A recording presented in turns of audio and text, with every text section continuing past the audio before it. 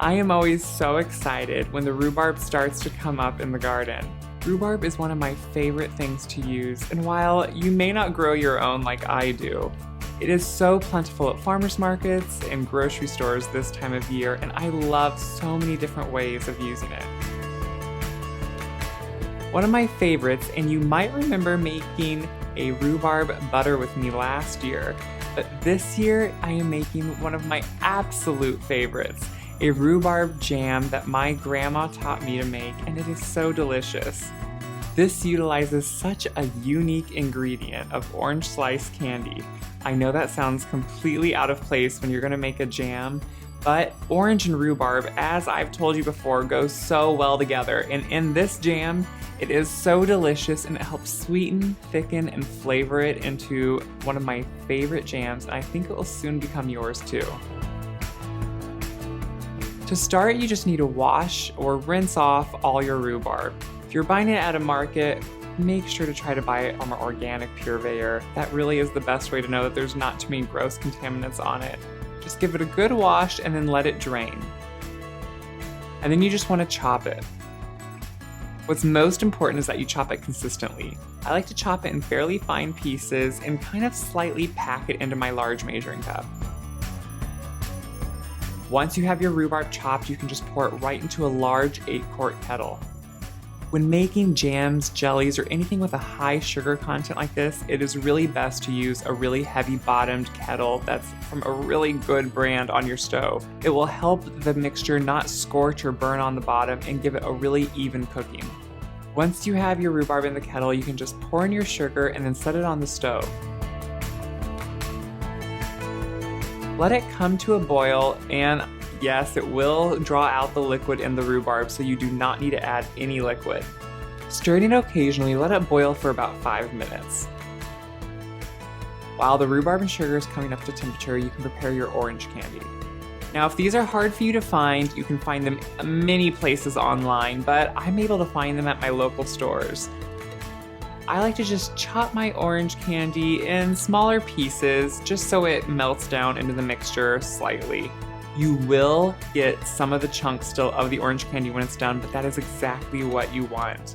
That way when you spread it or use it on your favorite item, you get a little piece of that orange candy every so often, and it is so delicious. So just slightly chop it. Sometimes I like to quarter each piece and then chop it, whatever works best. It is kind of sticky, and yes, it's kind of annoying, but really you only make jam like this once a year, so it's worth every step. Once the rhubarb has slightly boiled for about 5 minutes, you can pour in all your orange candy and then bring the whole mixture up to a full boil. Once it's at a boil with the orange candy, you want to make sure that you're stirring it almost continuously because it can really start to stick on the bottom with the orange candy in the kettle with the mixture. After it's boiled for about 15 minutes, you can add some red food coloring. Now this is completely optional, but it's really kind of a gross, almost brown color if you don't do this, especially depending on what type of rhubarb you have. If you have a more red rhubarb, that maybe will be okay, but if you don't, you definitely want to add some food coloring just to make it a little bit more appealing.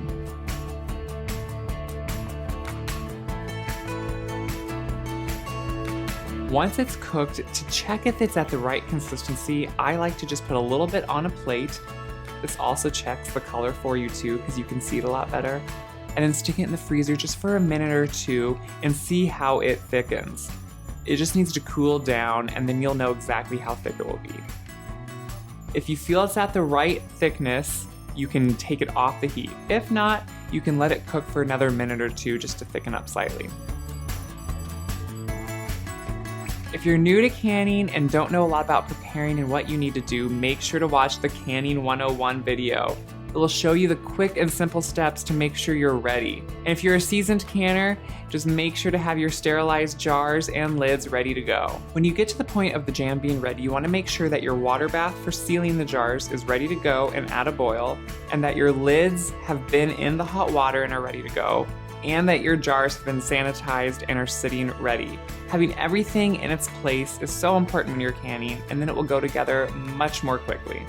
Ladle the hot jam into the prepared jars.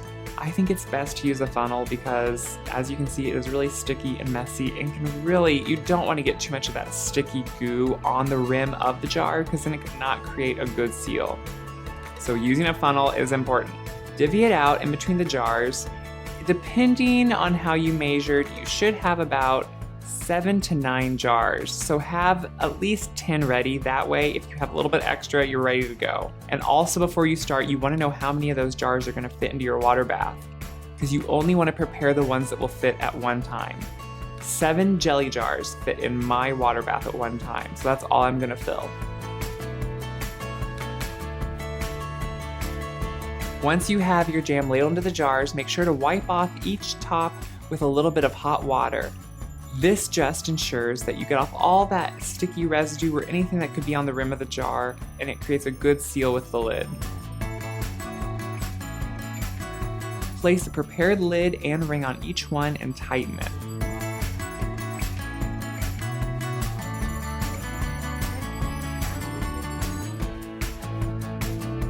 Then put it directly into your prepared water bath that should be boiling with a lifter. You do not want to try to put this in by hand and scorch your hands.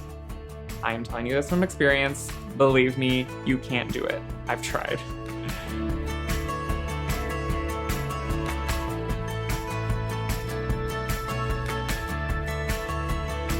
Once your jars are in, bring the water back up to a boil and then just set the timer for 10 minutes. Once they're done, you can just take them out with the jar lifter, slightly pour the water that's pooled on top of each one off, and then set them onto a cloth just to cool off.